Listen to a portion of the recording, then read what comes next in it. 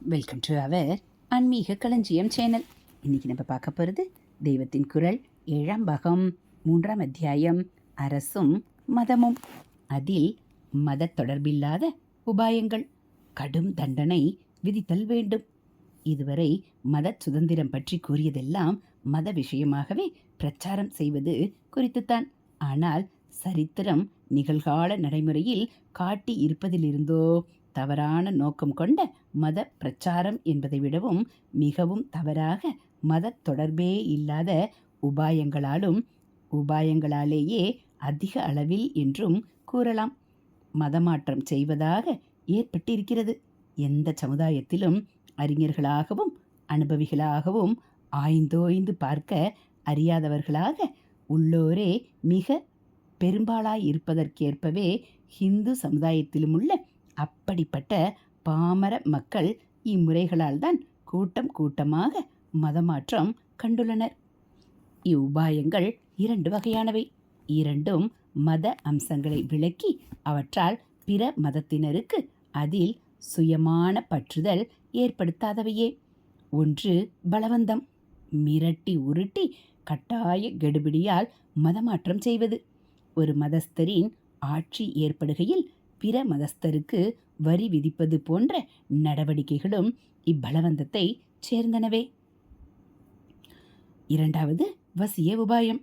கல்வி அளிப்பது, நோய் பிணி தீர்ப்பது, ஏனைய சமூக நலன்களை செய்வது ஆகியவற்றை மத ஸ்தாபனங்களின் மூலம் செய்து உதவி பெறுவோருக்கு உதவி செய்வோரிடம் ஒரு கட்டுப்பாடு உண்டாக்கி அதை நேர்முகமாகவோ சாதுரியமாகவோ எடுத்துக்காட்டி மதமாற்றம் செய்வது.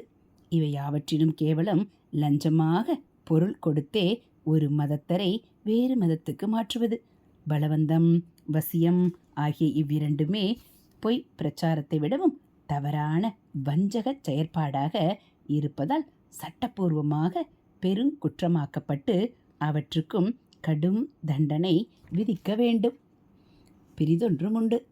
ஒரு பிரஜையின் மத சுதந்திரம் என்பது அந்நபர் சுதந்திரமாக சுய விருப்பத்தில் ஒரு மதத்தை தழுவி இருப்பதற்கான உரிமையாகும்.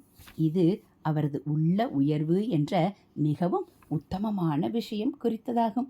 உள்ள உயர்வு கண்ட பிரஜைகளால் தான் ஒரு நாட்டின் நல்வாழ்வே என்பதால் அதற்கு ஊறு விளைவித்தால் அது சாதாரண குற்றங்களில் சேராமல் பெரிய குற்றங்களிலேயே சேரும். மத சுதந்திரம் என்பது அரசியல் நிர்ணய சட்டத்தின் அங்கீகாரம் பெற்றுவிடும்போது அச்சுதந்திரத்தில் குறுக்கிடுவதும் மிக பெரும் குற்றமாகும் என்ற காரணத்தையும் கருத்தில் கொண்டால் பொய் பிரச்சாரம், பலவந்தம், வசிய உபாயம் ஆகியவற்றால் மதமாற்றம் செய்வது எவ்வளவு பெரிய குற்றம் என்பது தெரியும். எனவே அதற்குரிய கடுமையான தண்டனை விதிக்க வேண்டும். ஒருவர் தண்டனைக்காக அஞ்சியே குற்றத்தில் புகாதபடி தடுப்பதற்கான டிட்டரண்ட் பனிஷ்மெண்ட் என்ற கடும் தண்டனைக்கான குற்றமாகவே அது சட்டப்பூர்வமாக ஆக்கப்பட வேண்டும். ஆனால் வசிய உபாயத்தால் மதமாற்றம் செய்யப்படும் போதோ அதை கண்டுபிடித்து நிரூபிப்பது கடினமாக இருக்கும் என தெரிய வருகிறது. சுய மதத்தினர் மாத்திரமின்றி சகல மக்களும் நல்வாழ்வு பெற உதவி புரிய வேண்டும் என்று தமது மதம் சொல்வதால் அந்த அடிப்படையிலேயே ஒருவரது மதத்தை கருதாது அனைவருக்கும் சமூக நலப்பணிகள் செய்வதாக இந்த உபாயத்தை கைக்கொள்வோர் கூறி தப்பித்து கொள்ள முடியும். என்றாலும் உதவி பெற்றோர் எத்தகையோர் என்பதை அவர்களின் சமூக நிலை, அறிவு நிலை, அவர்களில் மதம் மாறியோரின் எண்ணிக்கை ஆகியவற்றை தீர்க்கமாக அலசி பார்த்து ஆழ்ந்து விசாரணை செய்வதால் உண்மையை கண்டுபிடித்து விடலாம். நாட்டினரின் மன வளர்ச்சியில் தனது பொறுப்பை ஒரு அரசாங்கம் உணர்ந்திருந்தால் அது இந்த குற்றத்தையும் கொள்ளை, கற்பழிப்பு முதலிய குற்றங்களோடு சேர்த்து வைத்து முக்கியமான கவனம் தந்து தீர்க்கமான புலன் விசாரணை செய்தல் வேண்டும். உள்ள உயர்வுக்கே ஊறு விளைவித்து ஒருவரது கொள்கை நோன்பை குலைப்பது கொள்ளையடிப்பதோடும் கற்பழிப்பதோடும் சேர்த்து மதிக்கப்பட வேண்டியதே ஆகும். ஹரஹர சங்கர, ஜெய ஜெய சங்கர. அடுத்து மதமாற்றம் இருக்கும் வரை தாய் மதத்திற்கு மாற்ற அனுமதி. சட்டம் இயற்றிவிடுவதால் மட்டுமே எந்த குற்றமும் நிகழாமல் தடுத்து நிறுத்திவிட முடிவதில்லை. எல்லா நாடுகளிலும் எல்லா குற்றங்களும் நடந்து கொண்டுதான் இருக்கின்றன. அவ்வாறு சுய விருப்பம் ஒன்றின் மீது மட்டுமே இல்லாத மதமாற்ற குற்றங்களும் நடைபெறுமாயின் அவை நடைபெறும் வரையில் அவற்றுக்கு எதிர் நடவடிக்கையாக தாய் மதத்திற்கே மீண்டும் மதம் மாற்றுவதை குற்றமாக கருதாமல் அரசாங்கம் அனுமதிக்க வேண்டும். சுய விருப்பத்தின் மீது எந்த ஒரு பிரஜையும் எந்த ஒரு மதத்தையும் தழுவி இருக்க சுதந்திர உரிமையை சட்டபூர்வமாக ஒரு அரசாங்கம் அளிக்கும்போது கையோடு கையாக அச்சுதந்திரத்திற்கு ஊறு பயப்பதான மத மாற்றத்தை சட்டபூர்வமாக தடுப்பதில் தனக்குள்ள பொறுப்பிலும் கவனம் செலுத்த வேண்டும் என்பதாலேயே இவ்விஷயம் அதற்குரிய முக்கியமான கவனத்தை பெறாமல் இருந்துவிடக்கூடாது என கருதி ஒரு மதத்தின் தலைமை பீடங்களில் ஒன்றில் இருப்பவரின் கடமையாக இவ்வளவு விரித்து கூறினோம். இதனால் எல்லா மதங்களுக்குமே சுதந்திர பாரத அரசாங்கம் ஒரு போன்ற ஆதரவளிக்க வேண்டும் என்ற கொள்கையை நாம் ஆட்சேபிப்பதாக அர்த்தமாகாது. உரிய முறையில் அவ்வாதரவு நல்கப்படுவதை வரவேற்கவும் வலியுறுத்தவுமே செய்கிறோம். அந்த உரிய முறையையே நமது ஆலோசனைக்கு எட்டியபடி விளக்கினோம். ஹரஹர சங்கர, ஜெய ஜெய சங்கர. அடுத்து இந்தியாவின் உயிர்நிலையே மதமும் ஆன்மீகமும் தான். நவீன சீர்திருத்தக்காரர்களும் போற்றும் பல கருத்துக்களை கொண்ட விவேகானந்தர் போன்றோரும் அன்னிபெசன்ட் போன்ற மேல்நாட்டு நல்லறிஞர்களும் கூட இந்தியாவின் உயிர்நிலையே மதத்தை மையமாக கொண்ட அதன் ஆத்மீகந்தான் என்றே வலியுறுத்தியிருக்கின்றனர். அதனை மறந்து மற்ற துறைகளில் இந்நாடு எத்தனை முன்னேற்றம் கண்டாலும் அது உயிரிழந்த சவத்திற்கு செய்யும் அலங்காரமாகத்தான் இருக்கும் என சுட்டி காட்டியுள்ளனர்.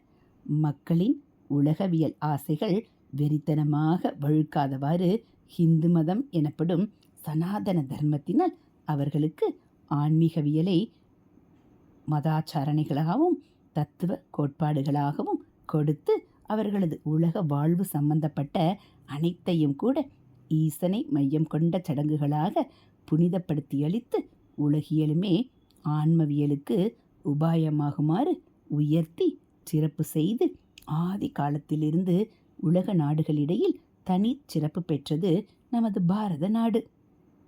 மதவியலின் 3 அங்கங்களில் ஒன்றான தர்மம் என்பதை விரித்து கூறும் சனாதன தர்ம சாஸ்திரங்கள் ஒரு மானுடன் செய்யக்கூடிய சகல காரியங்களுமே ஆன்ம நலனுக்கு பயனாகும்படியாக அவை ஒவ்வொன்றுக்கும் விதிவகுத்து கொடுத்துள்ளன.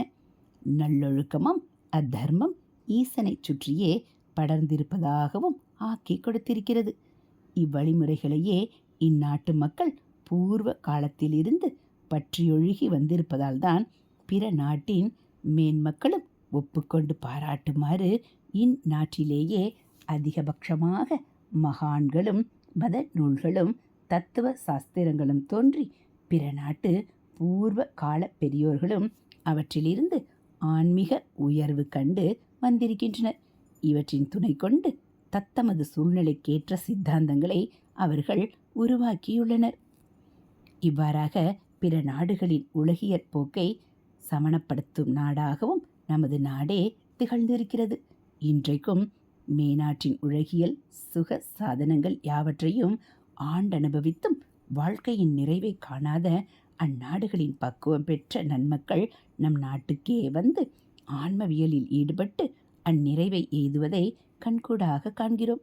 இவ்வாறு சிற்றின்ப உலகியலில் இருந்து பேரின்ப ஆன்மவியலுக்கு வழிகாட்டியாக உலக நாடுகளுக்கு உதவி புரிவதையே தனது தனிப்பெருமையாக கொண்ட நமது நாட்டில் அந்த ஆன்மவியலை நாமே புறக்கணித்து மேநாடுகளின் உலகியல் முன்னேற்றத்தில் மோகித்து அதன் பின்னேயே ஓடும் பேதமையை மெல்ல மெல்ல பற்றி கொண்டு சுதந்திரம் பெறும் இச்சமயத்தில் அது முற்றியும் விட்டது. ஹரஹர சங்கர, ஜெய ஜெய சங்கர. ஹரஹர சங்கர, ஜெய ஜெய சங்கர. மகாபெரிவா சரணம். இதுபோல் தெய்வத்தின் குரல் பகுதிகளை நீங்கள் தினந்தோறும் கேட்கணும் அப்படின்னா மறக்காமல் நம்ம சேனலை சப்ஸ்கிரைப் பண்ணுங்கள். கூடவே பெல்லைக்கானை கிளிக் பண்ணி ஆள்கிற பட்டனையும் அழுத்திடுங்க. நம்ம சேனலில் வரக்கூடிய தெய்வத்தின் குரல் பகுதிகள், மகாபெரிவா மகிமை, மகாபெரிவா அருள்வாக்கு, ஆன்மீக தகவல்கள் எல்லாம் உங்களுக்கு பிடிச்சிருந்தால் ஒரு லைக்கும் கமெண்ட்டும் கொடுத்து உங்களுக்கு தெரிஞ்சவங்களுக்கும் ஷேர் பண்ணுங்கள். ஹரஹர சங்கர ஜெய ஜெய சங்கர, ஹரஹர சங்கர ஜெய ஜெய சங்கர, காஞ்சி சங்கர காமகோடி சங்கர, காமாட்சி சங்கர காமதேனு சங்கர, மகாபெரியவாச்சரணம்.